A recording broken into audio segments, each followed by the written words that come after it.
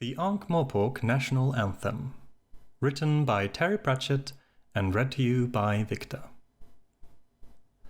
In 1998, the BBC, or at least part of it, asked me if the Discworld had a national anthem.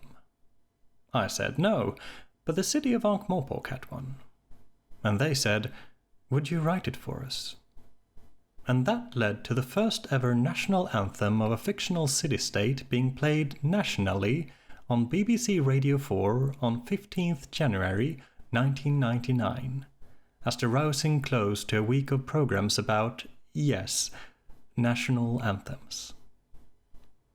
Carl Davis was asked to do the music, and we had several long phone conversations about how the thing should sound, culminating in him ringing me up from a taxi in New York, I think, and playing a stylophone at me. It was wonderful. It was exactly what I'd asked for. Ponderous, slightly threatening, and full of the joyful pomposity of the Empire.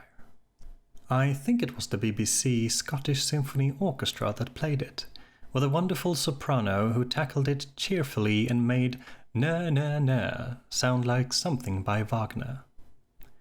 It was never officially played again for complicated reasons to do with money and copyright, although I think a version did end up online. Some people are such scallywags.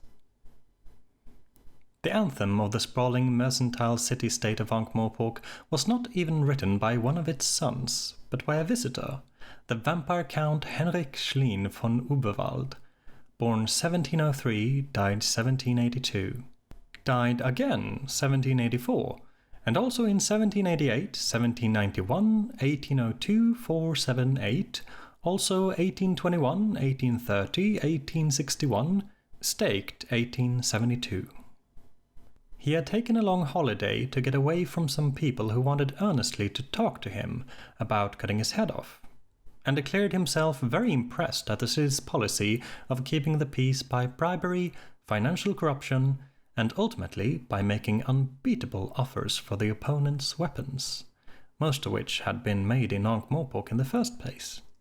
The anthem, known affectionately as "We Can Rule You Wholesale," is the only one that formally has a second verse consisting mainly of embarrassed mumbling.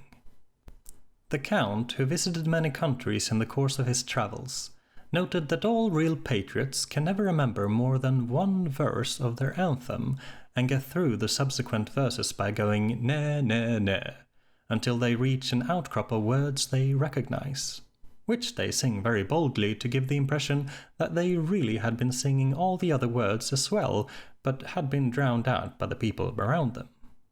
In classical renditions, the singing is normally led by a large soprano wearing a sheet and carrying the flame of something or other and holding a large fork.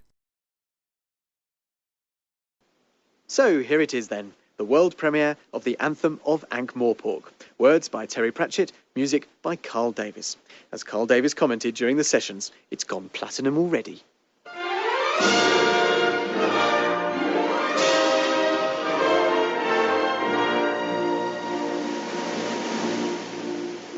When dragons belch and hippos play, my thoughts Ankh-Morpork are of thee.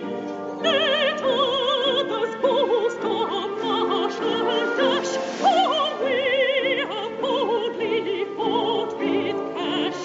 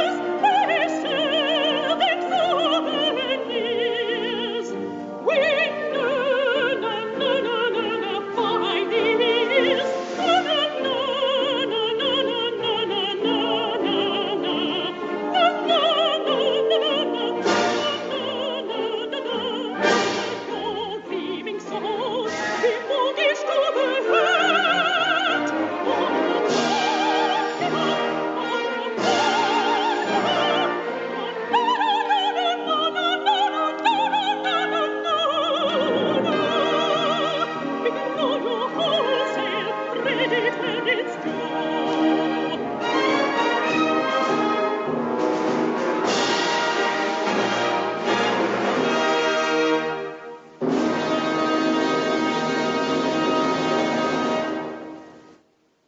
The Anthem of Ankh-Morpork, sung by Claire Rutter with the BBC Scottish Symphony Orchestra.